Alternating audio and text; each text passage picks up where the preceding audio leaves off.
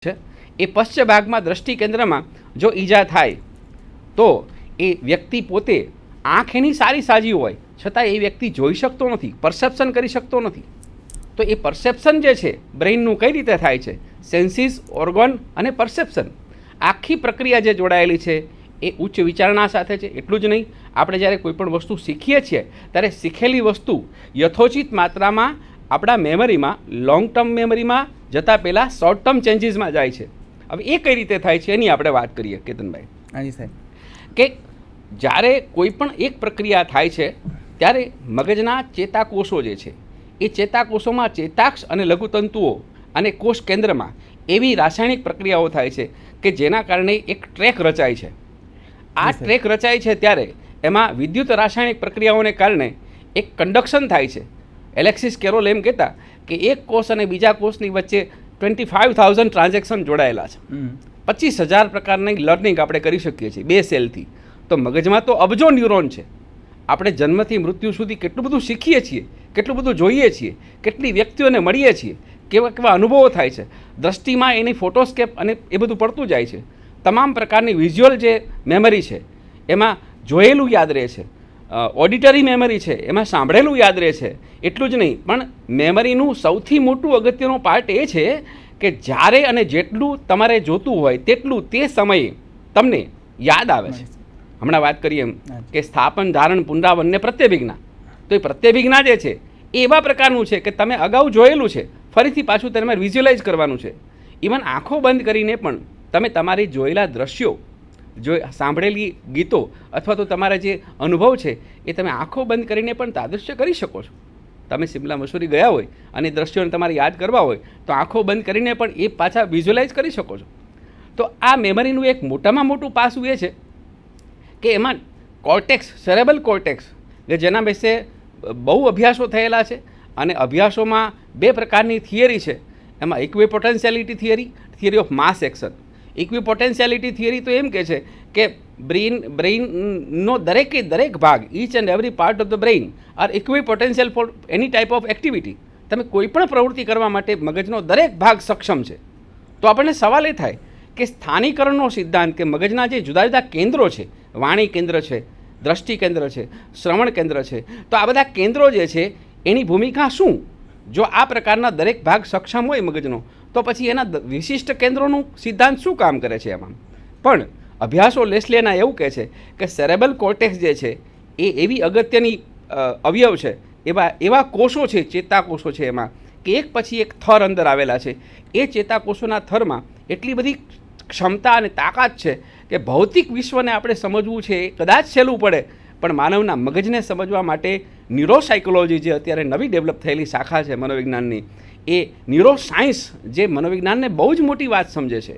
અને અત્યારે મેડિકલ સાયન્સમાં પણ એ પ્રકારની પ્રક્રિયાઓ થાય છે, સંશોધનો થાય છે કે જેની અંદર બ્રેઇન ટ્યુમરના ઓપરેશનો હોય તો ઓપરેશન કર્યા પછી એ લોકોને ન્યુરોસાયકોલોજિસ્ટને બોલાવી અને પછી એ લોકોને પુનઃસ્થાપન કરવામાં આવે છે. એના વર્તમાન પરિસ્થિતિમાં પાછો એને મૂકવામાં આવે છે, વર્તમાન જિંદગી જીવી શકે એ પ્રકારે પાછો એને જીવતો કરવામાં આવે છે. તો એના માટેના કેટલાય પ્રકારના સંશોધનો થયા છે. મગજના ઉચ્ચ વ્યાપારો છે, એમાં સમસ્યા ઉકેલ છે એ તો બહુ મોટો મનોવ્યાપાર છે. જ્યારે આપણે સમસ્યામાં આવી જઈએ છીએ ત્યારે આપણું બીપી લો થઈ જાય છે, આપણને બીપી હાઈ થઈ જાય છે, અનિંદ્રા આવી જાય છે, ખોરાકમાં આપણને તકલીફ પડે છે. તો આ બધાય મનોવ્યાપારો જે છે એ સમસ્યા ઉકેલનાથી બહાર નીકળવા માટે આપણને મગજના વિશિષ્ટ કેન્દ્રો અને એના એસોસિએટિવ એરિયા જે છે આપણને યાદ રાખે છે, યાદ કરાવે છે. એટલું જ નહીં, પણ એમાં કેતનભાઈ તમામ પ્રક્રિયાઓ જે થાય છે આગળ ઉપર કેવી રીતે થાય છે કે જે વાત છે આપણે બરાબર, કે બીજી વાત એ કહું સાહેબને કે જે કાંઈ જે મગજનું જે કાંઈ બંધારણ છે બરાબર, એના માટે જે એક કાર્ય છે મગજનું, કોઈ પણ કાર્ય, માનો કે સૂંઘવાનું કામ છે બરાબર, એક તો કે જ્યારે માણસ લેપટી હોય લખવા માટે બરાબર, ત્યારે એનું છે જમણું ગોળાર્ધ કામ કરતું હોય બરાબર. ત્યારે જમણા હાથે લખતો હોય ત્યારે એનું ડાબું ગોળાર્ધ કામ કરતું હોય અને ડાબા હાથે લખતું ત્યારે જમણું ગોળાર્ધ કામ કરતું હોય બરાબર. અને જ્યારે મગજના અમુક ભાગો દૂર કરવામાં આવે છે સાહેબ, ત્યારે એના જે બીજા પાર્ટ છે એમનું કામ ઉપાડી લે છે હે ને.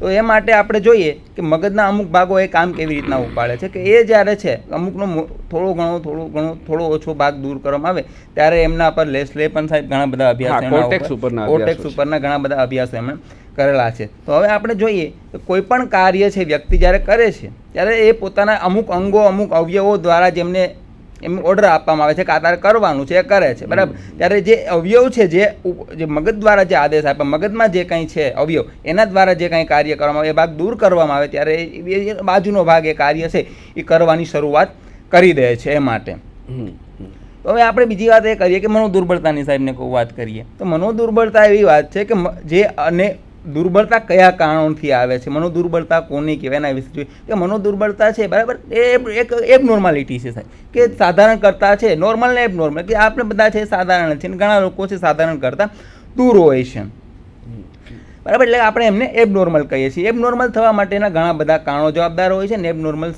શા માટે થાય છે, કે એબનોર્મલ થવા માટેના ઘણા બધા કારણો હોય છે. એના માટે છે વારસો છે, બરાબર, વારસો મહત્વનો ભાગ ભજવે છે એબનોર્મલ માટે. પછી જન્મ પૂર્વનું વાતાવરણ, જન્મ સમયનું વાતાવરણ અને જન્મ પછીનું વાતાવરણ, આ 4 ફેક્ટર્સ જે છે એ જે મનોદુર્બળતા માટે છે એ મહત્વનો ભાગ ભજવે છે. એના માટે જોઈએ આપણે પહેલું કે વારસો છે, બરાબર.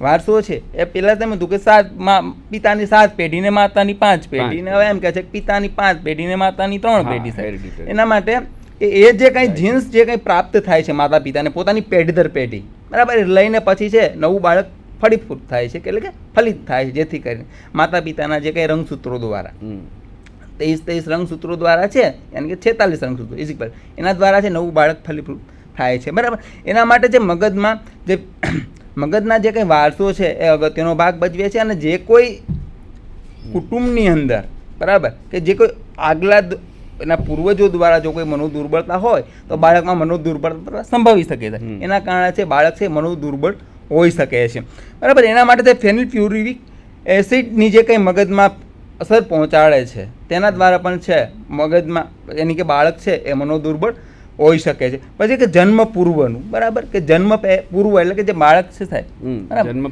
જન્મ પૂર્વ જ્યારે બાળક છે માતાના ઉદરની અંદર છે ત્યારે પોતે વિકાસ પામતો, સૌથી પહેલા છે મગજનો વિકાસ થવા લાગે માતાના ગર્ભની અંદર, ધીમે ધીમે કરતા મગજ વિકાસ પામે, ત્યારબાદ છે બીજા શરીરના જે કે બોડીના જે કંઈ પાર્ટ છે એ ડેવલપ થતા હોય છે, કે ધીમે ધીમે છે એમનો વિકાસ થતો હોય. આ વાતાવરણ છે બહુ સાહેબ અગત્યનો ભાગ ભજવે, જેથી કરીને આપણે જોઈએ છીએ હાલના સમયની અંદર કે જે પ્રેગ્નેન્ટ લેડી હોય છે તે એવું જોઈએ છે અપૂરતો ખોરાક માટે જવાબદાર છે, બરાબર. પછી આપણે બીજી વાત એ છે કે એક સાહેબને કહું કે જે સારા પોસ્ટર રાખે છે પોતાના આયર્ન ડેફિશિયન્સી છે, પછી છે કે કોઈ સારા પુસ્તકો વાંચવા જેથી કરીને પણ છે એ નિવારી શકાય છે. તો પછી કે જે આયર્નની ડેફિશિયન્સી છે, પછી માતાના નાભીનાળ સાથેના જે કંઈ છે નાભીનાળ કાપે છે સાહેબ, જન્મ પછી નાભીનાળ કાપવામાં આવે છે. એ બે વચ્ચેનું અંતર જો એટલું વધારે થાય છે, પહેલો શ્વાસ બાળક લે અને ડૉક્ટર નાભીનાળ કાપે, એ વચ્ચેનું અંતર એટલે કે ઓક્સિજન વિનાનું અંતર જેટલું રહે છે એટલી મંદબુદ્ધિની અસર થાય છે. ખાસ કરીને એમાંય જ્યારે નાભીનાળમાં ઇમ્બિલિકલ કાર્ડમાં હાથ પગ અથવા તો કોઈ પણ ભાગમાં પગ કે ભરાઈ જાય છે, ગળામાં ભરાઈ જાય છે, ત્યારે બાળક ઓક્સિજનના અભાવ વિના રહે છે. મગજના કોષો અને એમાંય જ્યારે ડેવલપિંગ બ્રેઇન હોય બાળકનું ત્યારે એના મગજના કોષો 1-2 સેકન્ડ માટે પણ એ ઓક્સિજન વિના રહી શકતા નથી.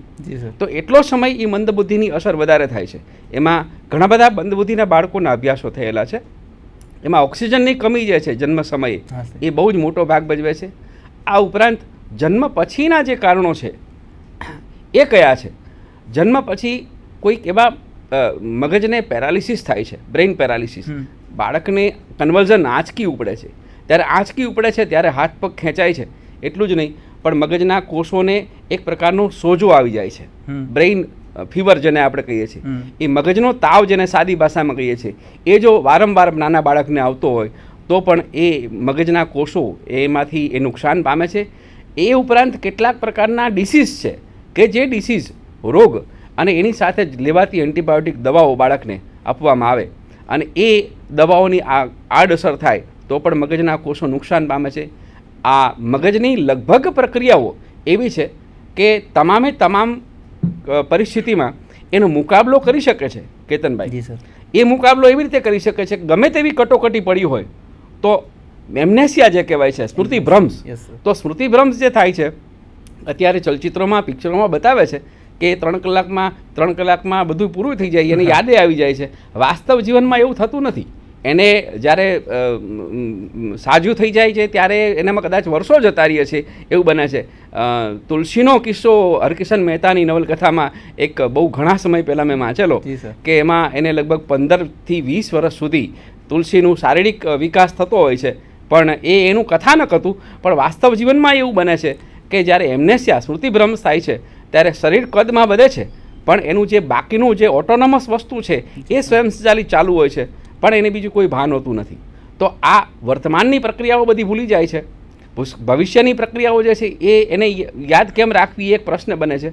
પણ મગજની રચના અને એની અદ્ભુત પ્રક્રિયાઓ એટલી બધી રસપ્રદ છે કે આપણા તમામ આટલા અનુભવો આપણે જે સંચય કરી શકીએ છીએ એમાં મંદબુદ્ધિપણું એટલે કે મનોદુર્બળતા એક એવો ભાગ છે કે જેમાં જીનેટિક ફેક્ટર પણ ભાગ ભજવે છે. કેતનભાઈ હમણાં વાત કરીએ કે જીનેટિકલી રિસેસિવ જીન્સ હોય, જનીન તત્વો બે પ્રકારના છે, એક પ્રભાવશાળી જનીન તત્વો અને બીજા નબળા જનીન તત્વો. તો નબળા જનીન તત્વો જે છે એમાં નબળો વારસો જો આવી જાય અને એનું કોમ્બિનેશન થાય, હમણાં વાત કરીએ એમ 23 રંગસૂત્રો માતાના અને 23 રંગસૂત્રો પિતાના, તો એક રંગસૂત્રની અંદર આશરે 20,000 થી 60,000 જીન્સ હોય છે, જનીન તત્વો હોય છે. અને જનીન તત્વોમાં DNA અને RNAનું બંધારણ હોય છે. તો એમના એક નબળા જનીન તત્વો હોય છે અને બીજા સારા અને પ્રભાવશાળી જનીન તત્વો હોય છે. 90 લાખ સંયોજનમાંથી એકાદું સંયોજન બાળકમાં ઉતરે છે. હવે કયું સંયોજન ઉતરે છે એ જીનેટિક સાયન્સ પણ હજી ચોક્કસપણે કહી શકતું નથી. તો આટલી અગાધ પ્રક્રિયાઓ હોય છે માનવના જે વિકાસમાં, જન્મમાં અને જન્મ પછી પણ. આપણે બાળકને જે સીધું સાદું રીતે ઉછેરીએ છીએ, પણ કેટલાક ડિસીઝ જે છે એમાં મા બાપને પોતાને એક પડકાર થઈ જાય છે. મંદબુદ્ધિપણું અત્યારે પણ એક પડકાર છે. એટલું નહીં, પણ જન્મ પહેલાં at the time of birth, જન્મ સમયે અને જન્મ પછીથી જે થતા ઉપદ્રવો છે એ મંદબુદ્ધિપણા માટે કઈ રીતે જવાબદાર છે. હવે એના મંદબુદ્ધિ જે આવે જાય, માનો કે એક બાળક મંદબુદ્ધિમાં છે જ, ડિટેક્ટ થઈ ગયું છે કે મંદબુદ્ધિપણું છે, એ સામાન્ય રીતે એની સાયન્ટિફિક રેશિયો એવો છે 70થી નીચે હોય તો એ મંદબુદ્ધિપણું કહેવાય. પણ કેતનભાઈ તમે જાણો છો કે 0 થી 25 0 થી 25 25 થી 49 ને 49 થી 75, બરાબર. મનોદુર્બળ એટલે કે બરાબર ને, જે 0 થી 25 તેને આપણે ઇડિયટ કહીએ છીએ, બરાબર. જેથી કરીને છે પોતાને કયું વર્તન કરવું તેની તો પછીની વાત છે, પણ પોતે શું કરી રહ્યો છે, બરાબર, એમનો પણ એમને સાહેબને કોઈ ખ્યાલ હોતો નથી. અને તે છે પોતાના પોતાના જે અંગ અવયવ ઉપર છે પોતાનું જોયા એટલું પોતાના મગજ દ્વારા એમનું સાહેબ નિયંત્રણ હોતું નથી. અને પોતાને જે કંઈ કાર્ય કરવું હોય એમના પેરેન્ટ્સ દ્વારા છે, એમના કોઈ ભાઈબંધ દ્વારા છે કે એના કુટુંબના સભ્યો દ્વારા એમનો ખ્યાલ રાખવો પડતો હોય છે. અને બીજી વાત એ છે કે જે પછી જે આપણે કહીએ કે 75 સુધીનું જે કાંઈ છે, બરાબર, જે ક્રાઇટેરિયા 75 ઉપર હોય પછી 70, હા, તો પછી આપણે જોઈએ કે એની ઉપર જે હોય છે એ બધા નોર્મલમાં જતા રહે છે, બરાબર. ને પછી 70 થી નીચે છે એ બધા એબ નોર્મલમાં જાય છે કે મનોદુર્બળતા હોય છે એટલામાં. અને જે છે જે જ્યારે 70 છે 50 થી 70 જે છે 49 થી, તો એનું જોઈએ કે એના દ્વારા જે કાંઈ જે એ ક્રાઇટેરિયામાં જે બાળકો હોય છે, બરાબર, એ જે કંઈ પોતાનું વર્તન કરે છે, બરાબર, એની એજના પ્રમાણમાં સાહેબ એમનું વર્તન હોતું નથી. એટલે એમાં કેતનભાઈ એ છે કે 0 થી 25 છે એ તો પ્રાણીથી એ બદતર હાલત હોય છે. 0 થી 25 જે છે એ આઈક્યુ એવું હોય છે કે એને કોઈ ભાનસાન રહેતું નથી. પ્રાણીને તો હજી પોતાનું ભાનસાન રહે છે. પ્રાણી હોય, તમારું પેટ હોય, ડોગ હોય, તો એને ખ્યાલ આવે છે તમે કોણ છો, તમે એના માલિક છો, એ બધો ખ્યાલ, સંવેદન અને એની મેમરી હોય છે.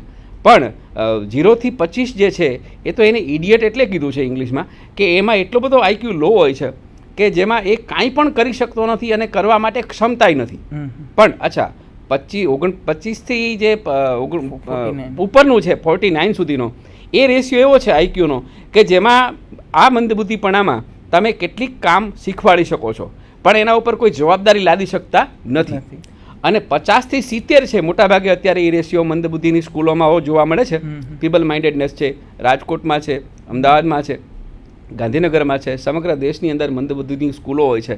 તો એવા બાળકોનો મા બાપને થોડોક સપોર્ટ રહે એટલા માટે જેવું મેન્ટલ રિટાર્ડેડ બાળક થાય ત્યારે તરત જ એ બાળકને એ સ્કૂલમાં એમાં મોકલવામાં આવે છે. એટલું જ નહીં, પણ એમાંથી શક્ય તેટલું અને શક્ય બને તેટલું લેબર વર્ક એને સોંપી શકાય, આવું મનોવૈજ્ઞાનિકો કહે છે. લેબર વર્ક એટલે શું? દાખલા તરીકે તમે મીણબત્તી બનાવવાનું છે, આસનિયા બનાવવાનું છે, સિમ્પલ વર્ક કરવાનું છે, પણ એ વારંવાર તમને પૂછે છે, વારંવાર તમને હેરાન કરે છે. પણ એના શિક્ષકો જે મારા વિદ્યાર્થીઓ છે મંદબુદ્ધિ શાળામાં એ એમ કહે છે કે સાહેબ અમને એવા અનુભવો થાય છે કે અમને એ બાળક મંદબુદ્ધિનું બાળક હોય અને અમે એના ટીચર હોઈએ તો વારંવાર છે એમાં એકડા બગડા લખ્યા હોય કે 1 થી 10 લખ્યું હોય તો વારંવાર અમને બતાવવા આવે કે મેડમ આ સાચું છે, આ બરાબર છે, આ બરાબર છે. વારંવાર એને મોટિવેશન જોઈએ છે. કેટલાક બાળકોને માટે તો આયા રાખી હોય છે, એના નોકર રાખ્યા હોય છે, જેને મળમૂત્ર વિસર્જન માટે પણ એને બાથરૂમમાં લઈ જાય છે દોરીને. ખાસ કરીને મા બાપ માટે પડકાર ત્યારે થાય છે કે જ્યારે મંદબુદ્ધિના બાળકોમાં ફિઝિકલ ચેન્જીસ આવવા માંડે છે, તરુણ અવસ્થામાં ફેરફારો થવા માંડે છે અને એ જાતીય પ્રવર્તનો જે થવા માંડે છે ત્યારે ફિઝિકલી મેચ્યોર હોય છે.